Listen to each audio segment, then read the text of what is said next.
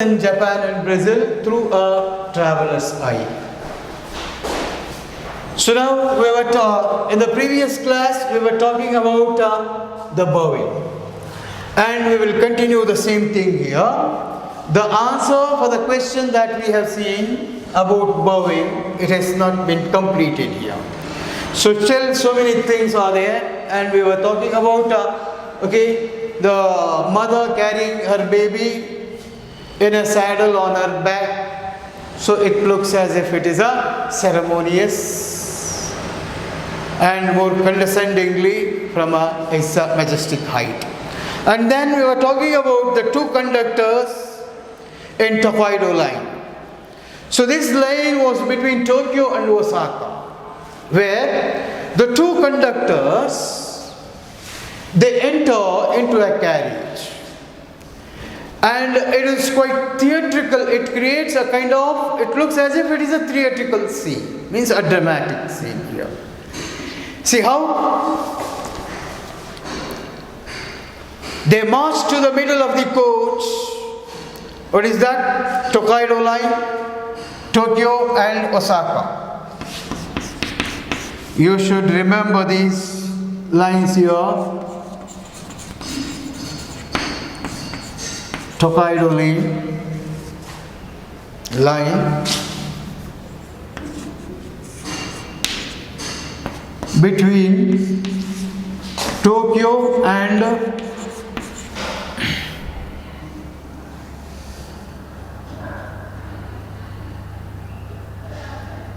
Tokyo and Osaka.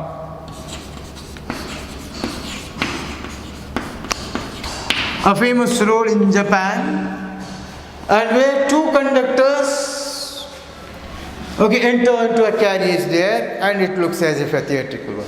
They march to the middle of the coach. Both of them march to the middle. See, there will be two doors, front one and back side one, and they enter the carriage. So at a time, and then what they do? They march, come to the middle of the coach.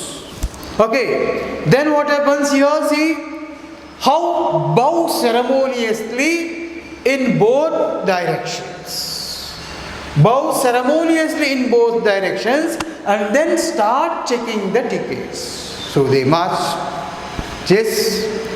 and they bow to the passengers as well as themselves ceremoniously at a time.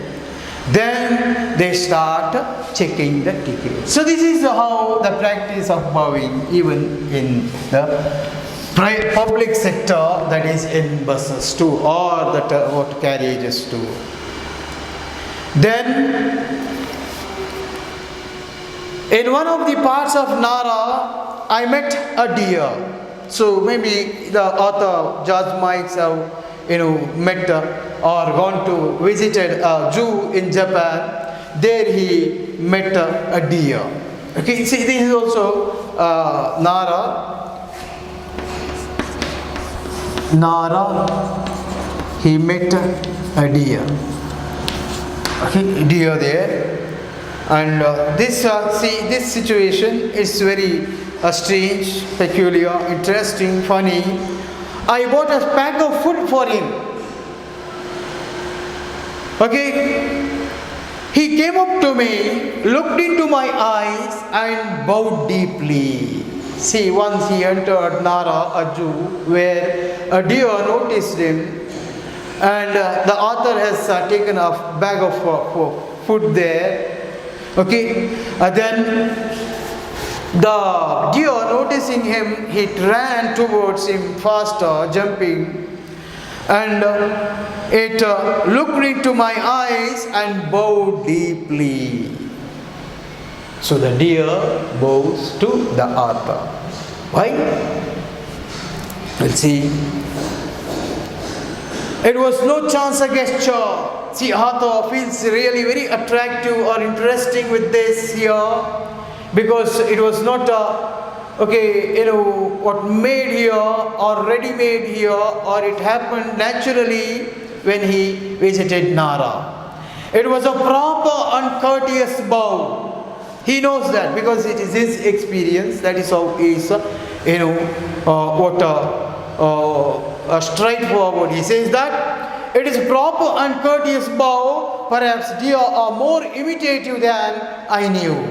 Perhaps if they see people bowing all the time, they get into the habit too. Perhaps it is something genetic and is in the blood of Japanese deer. Yes.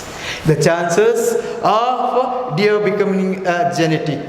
Maybe see everybody. So whoever visits deer used to, the people whoever comes to visit and meet in Zoo or Nara, they used to bow. And the deer might have observed the same thing, and because deer is the animal which is good in imitating as others as such, so that is why most probably so it does it. And one more thing he suspect was so maybe it's a Japanese deer, it has its in genetic and is in the blood of Japanese deer, he says. But I do not know, I do know that the deer bowed to me, then jumped at me and snatched away the little food bag from my hand. Yes.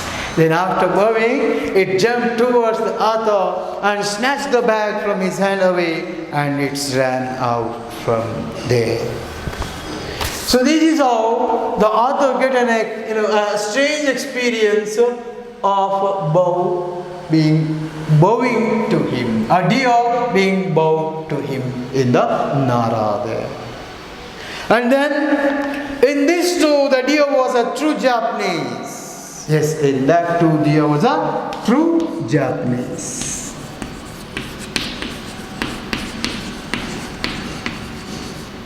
See how it is.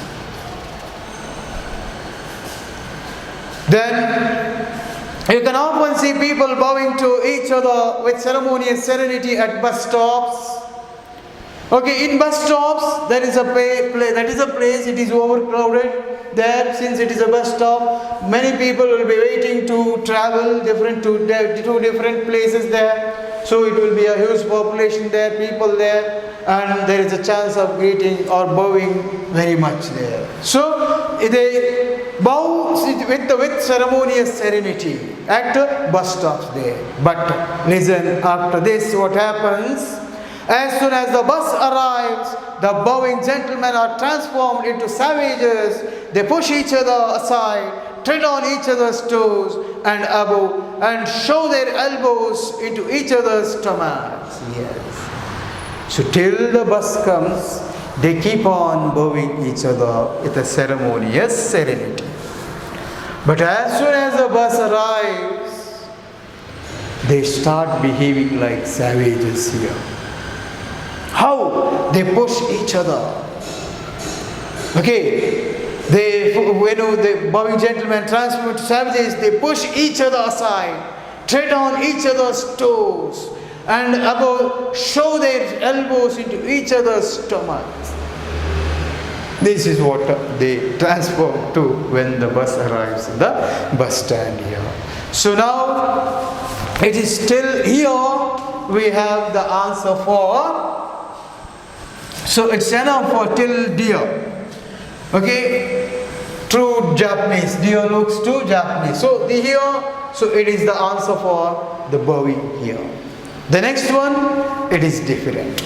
Manners of Japanese. If the question is asked, exquisitely well-mannered people and eating soup and bowing also. But you need not cover all these points here. See, because you have to maintain the limit of answer is this. So that is why, so bowing is completed now. So now we will move on to another subtopic here, that is eating soup. Is one of the character of Japanese here.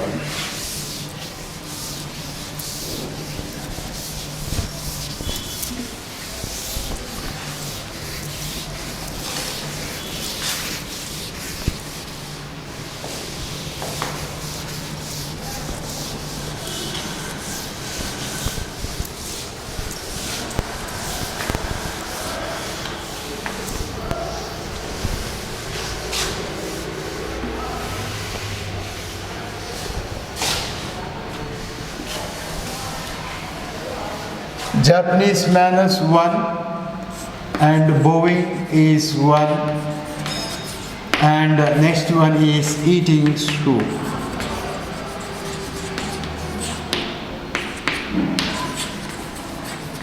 So these are the important 3 topics that we need to study in Japanese manners here. Okay, extremely well-mannered people, that one point, and this is one. So now it is eating soup. Okay. What is strange with eating soup with Japanese? Eating soup has more dangers than almost anything else here. Okay, see. I don't know how far it applies to us. We never bothered about such things. Eating, drinking, water or anything like. We never bothered about such practices. We never even give more weightage to such practices, because we take them very lightly. But here in Japan, that's why they say, the author says that they are exquisitely well-mannered people. Okay, so that's why he says so. So, now, eating soup has more dangers than almost anything else in Japan. When eating soup, you must make fearful noise. Okay, while eating soup, you have to make fearful noise.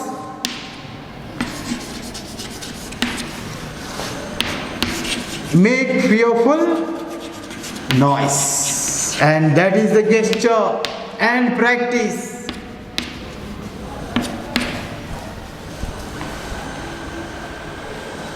While eating soup, you must make a fearful noise. It is a sign of appreciation. So, making fearful noise is a sign of appreciation in Japan. Imagine.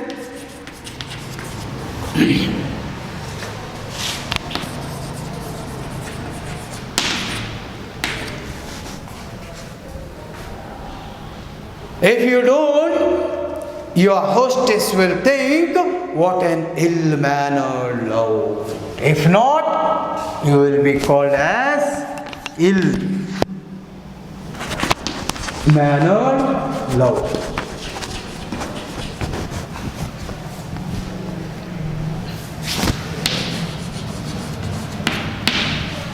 This is what you will be treated as if you don't make sound or a fearful noise while drinking, while eating soup in Japan. You are considered as ill-mannered lout.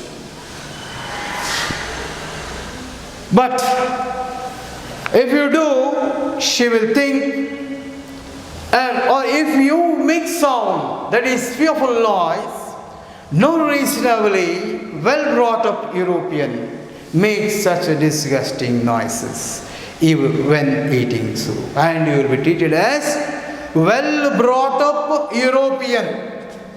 If you make sound, the hostess will think that you are well brought up,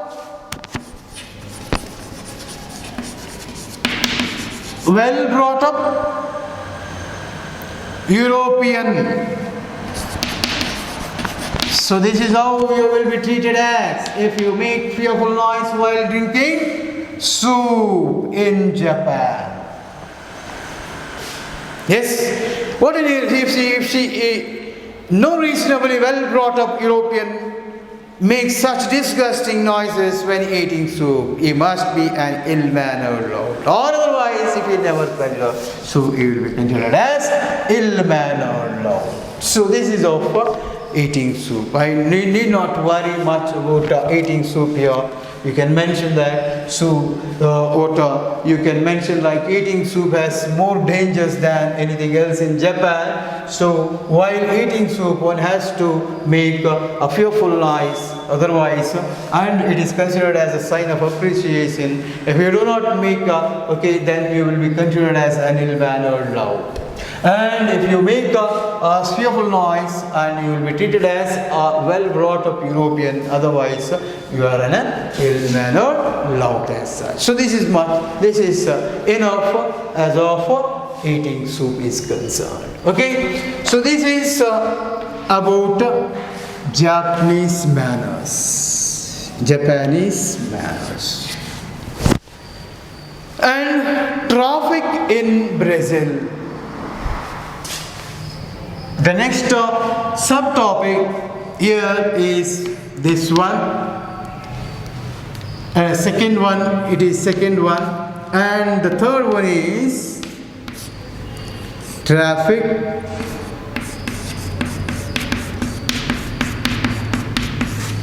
in Brazil.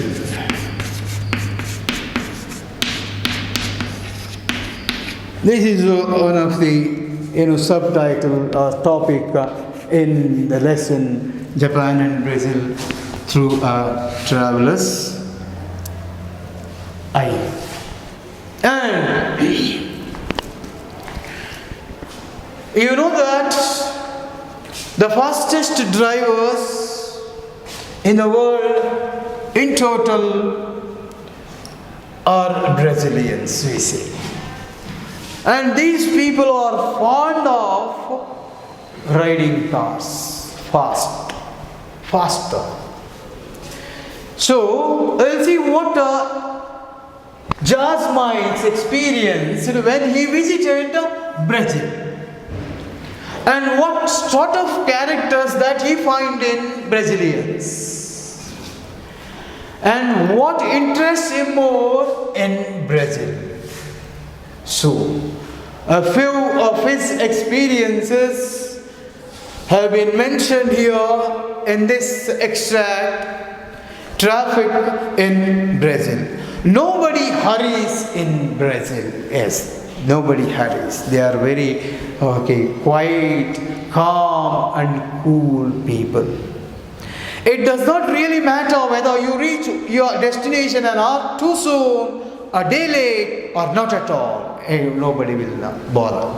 Okay, even if you go late, 1 hour late, one day, so they won't be, or not at all, so they won't be worrying at all. The grey pavements in the streets of Copacabana are often decorated with beautiful black mosaics. So now you can call them as leisurely people. Leisurely people. Whether you reach your destination or not at all, the grey pavements, streets of Copacabana, a place in Brazil. What is that? Copacabana. A place in Brazil. Okay, so there in the grave pavements in the streets of Copacabana are often decorated with beautiful black mosaics. Decorated with beautiful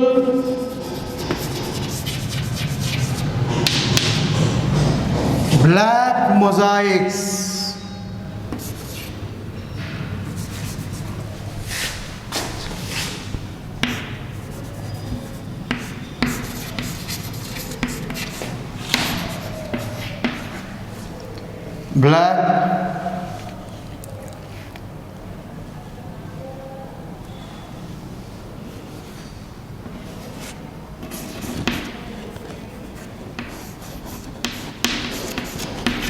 Black mosaics, a unique type of decoration. So they call it as a unique type of decoration. And imagine the people of Copacabana in Brazil here. So in the grave pavements of the streets, besides the footpath, on the footpath, the people who have enough time used to decorate it with the beautiful black mosaics. And how interesting these people are. The grave pavements in the streets of Copacabana are often decorated with beautiful black mosaics, a unique type of decoration.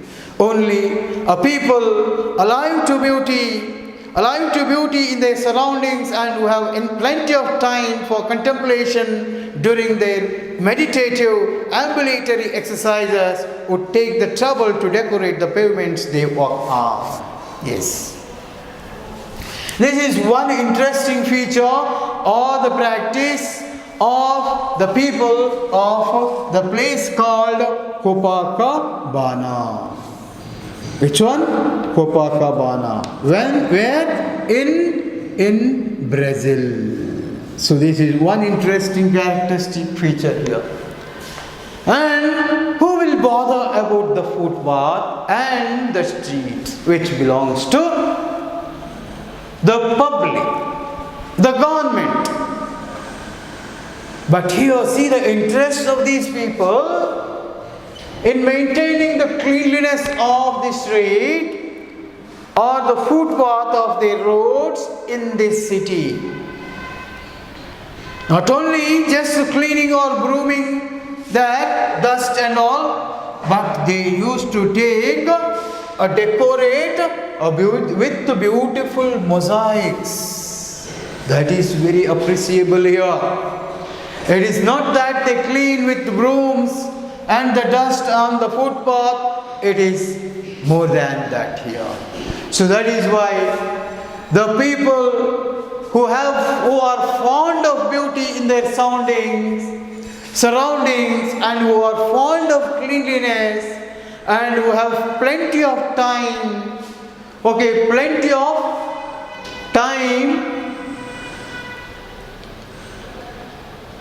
for contemplation during their meditations, aerobic exercises and other yoga as such, so used to decorate, clean, maintain the grave pavements in streets of Copacabana.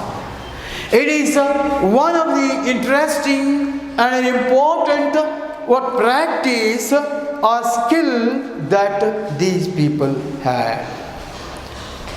So, ambulatory exercises would take the trouble to decorate the pavements they walk on, since they need this space to be cleaner or for safer, because every morning and evening these people used to come there and they used to jog, walk and perform their meditations, ambulatory exercises, and they wanted this place to be cleaner and beautiful here. So that is why they keep on maintaining the cleanliness in this particular place.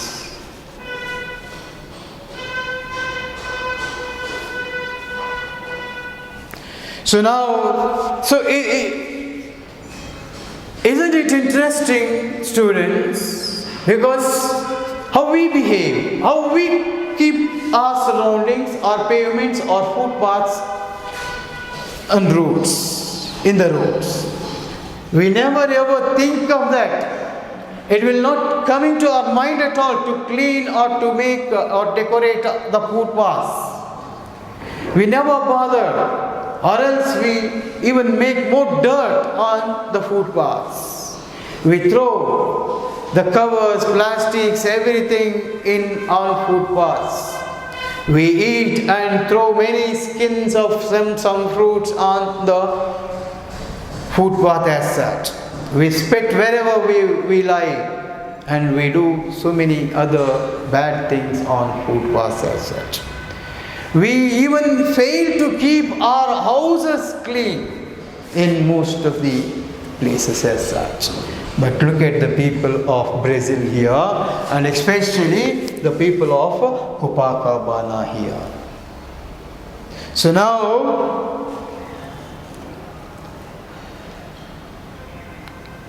however, as soon as these easygoing, leisurely characters get a steering wheel in their hands, no speed is fast enough for them. But at the same time, these leisurely people, as soon as they get the steering into their hands, and no speed is fast enough for them.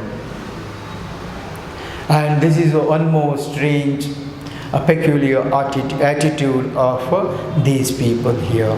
You would then be inclined to believe that gaining a tenth of a second is a matter of grave importance for all of them all the time.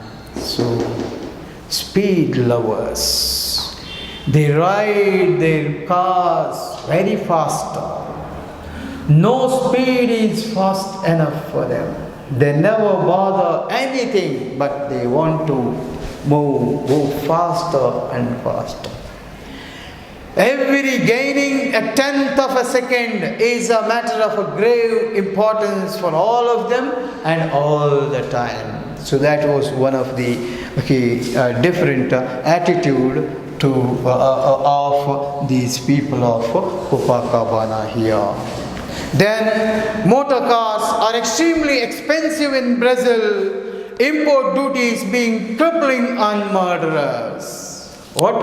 Importing duties. When they import the spares and the vehicles from different nations, so the import duties were heavy in Brazil. But even then, so though they are more expensive, buying cars has not been, a craze of buying cars has been not lesser there. See here, only a few other poorer South American states are in a worse position in this respect. Complaints are universal. Hardly anyone can afford a car. At this only means that the number of motor vehicles is going by leaps and bounds, almost as if cars are well distributed free of charge to all and sundry. Thus, the pedestrian's life is becoming more hazardous every day. Yes. Think of the position of the pedestrian here. Whoever walks on the footpath besides the road. When the vehicles are moving very fast to and fro, what about the fate or position or feeling of the man who is walking on the footpath?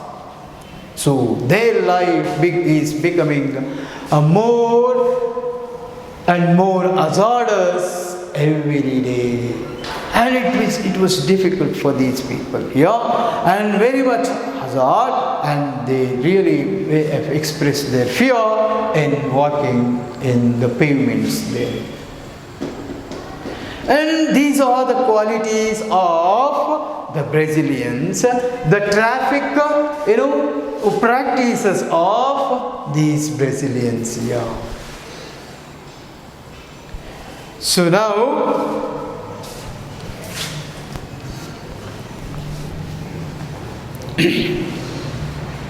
though the cars are very expensive, though the import duties are cripplers and murderers, still the people, number of motor vehicles is growing up by leaps and bounds. It looks almost as if the cars were distributed free of cost. So that was the craze of these people in buying the cars. So distributed free of charge to all and sundry, to everybody. Most of the people in Brazil are fond of buying cars here. They never ever bother about their expensive or price or value as such. It is the craze of these people here. Then it is not that drivers do not care about pedestrians. And think of the position of the pedestrians.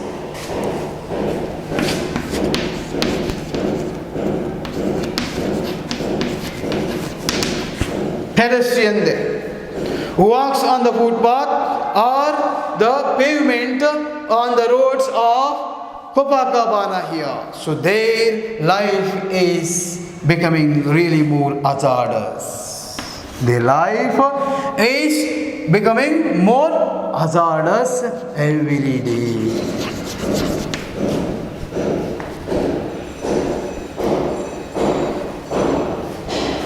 Even then they are not bothered about this.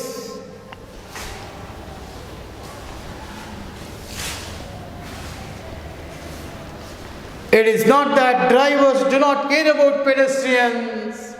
It doesn't mean that they care, they don't have any care on pedestrian. Who?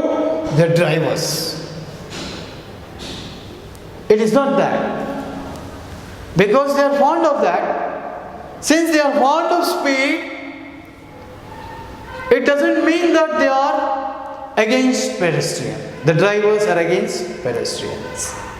The trouble is that they do care about them. They are in fact on the lookout for them. As soon as the driver notices a pedestrian step off the pavement, he regards him as a fair game. He takes aim and accelerates.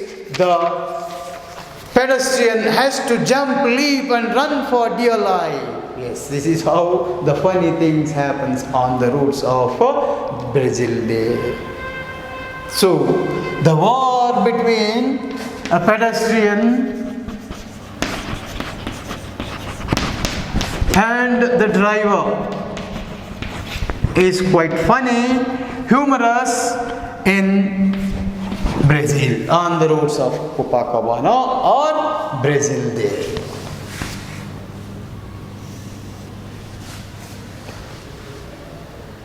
See, as soon as the driver notices the pedestrian step off the pavement and then he clears, it as a fair game. You understand this? He got a fair game over there, so he aims at him and he accelerates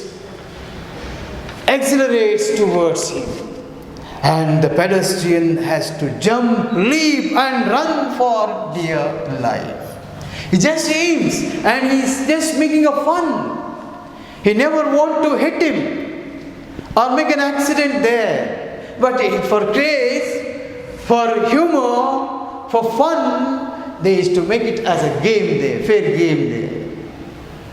So then, he does not resent this in the least. He never opposes. Who? The patient, the pedestrian, he never complains or he never fights back, revolts against the driver here, because it is the everyday practice. It is the attitude. It is the regular events that happens on the streets or the roads of Brazil. Then see what happens in, it does not resent this in the least. Driver and pedestrian, hunter and prey. And see, they compare to, the pedestrian is compared to a prey, and here he is compared to the hunter here.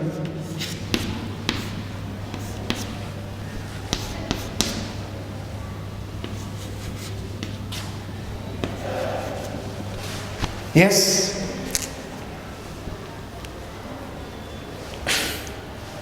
Hunter and prey smile amicably at each other. I win today, you will win tomorrow. Fair enough. So they take a bite there. With a kind of gratitude, they end up this. They say, the game between pedestrian and driver looks as if it is between a prey and an hunter. The driver is like an hunter who hunts his prey, that is pedestrian here. And as soon as it's over, so they used to the end in a fair way. So I win today, and it would end amicably, smile amicably each other, and the driver will say, I win today, you will win tomorrow. So fair enough. So this is how it used to end up. Then imagine if the same situation in India, ಹೇಗಿರುತ್ತೆ ನಮ್ಮ ರೋಡ್ಗಳಲ್ಲಿ? If any vehicle or a motorbike creates a sound, a very bad sound or a loud sound, the man who sat farther from the road will rebuke him, scold him. Whose bike is that? Who is that? Bloody, sad. Every sort of rebuke or abuses will come out of those people. And even if we just make a move faster like this, they will scold. And sometimes it will lead to a big quarrel, fight between the pedestrian and the driver. Isn't it? But that is not a good habit as of India is concerned, because ours is a second largest country in population in the world. So we have the roads are crowded too much with different types of vehicles.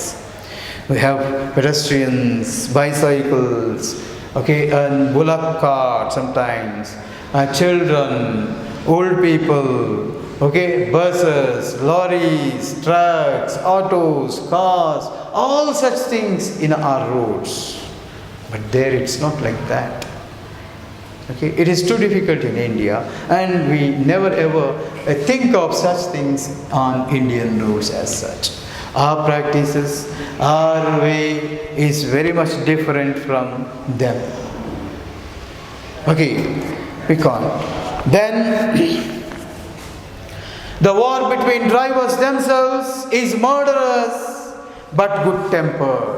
Yes, the war between the drivers and pedestrian is like a murderous one, a very dangerous one, but with good temper. They never fight back. They never go to police station or courts as such. They never quarrel each other. So it will not be like in India, though it is murderous, it will be end in a fair game as such. They cut in, they overtake on both sides, they force you to brake violently and commit all the most heinous crimes of the road, and 20 times every hour. So this is how we find accidents on the roads of Brazil here. They cut in, they immediately stop the vehicle, they turn and twist each other, and they overtake on both sides, one's left, one's right. They can overtake, and they force you to brake violently and commit all the most heinous crimes of the road, and they used to have 20 times every hour the accident or the crimes of the road, and 20 times every hour, 20 accidents per hour. Imagine.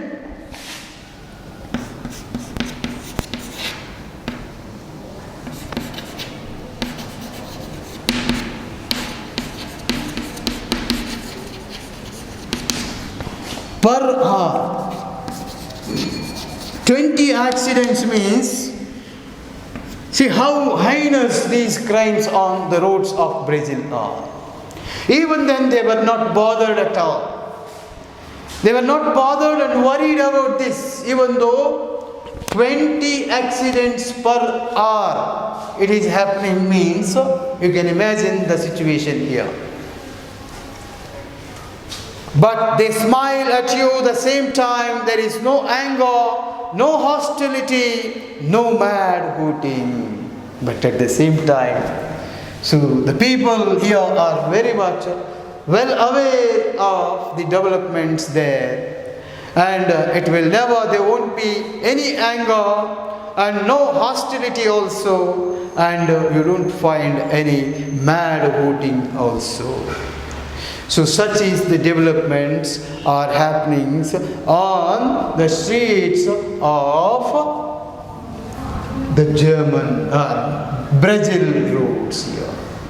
So this is how the attitude of the Brazilians in traffic.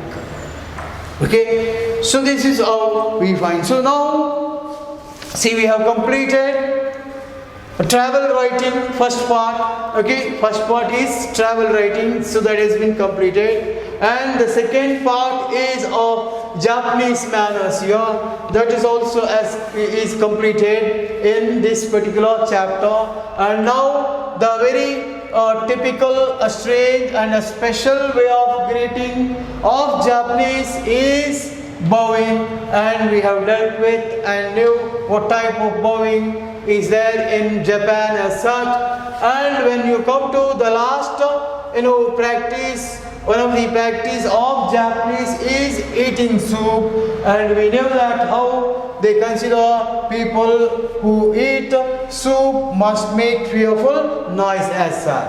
Then we have studied about traffic in Brazil, where the people of Copacabana have a decent, a beautiful practice of decorating the grave pavements in the streets of Copacabana with the beautiful black mosaics. And then we see the driver, the war between pedestrian and driver. So as soon as they aim or the pedestrian step off the pavement, so the driver aim at the pedestrian and he accelerates on him. And the pedestrian has to jump, leap, and run for his dear life. But it does not resent in any matter, then it will be cool as such. And then in this case, it looks as if the game is between the hunter and the prey man, pedestrian. Hunter and the prey. And on the roads of Brazil, so the most heinous crimes used to take place. So there they witness 20 times per hour, means 20 accidents per hour. The most heinous act will happen there, heinous crimes of the road 20 times every hour, but they smile at you, and at the same time there is no anger, no hostility, no madding who. They end in a fair way as a friendly manner. So till here we have completed the topics, important topics of this lesson here.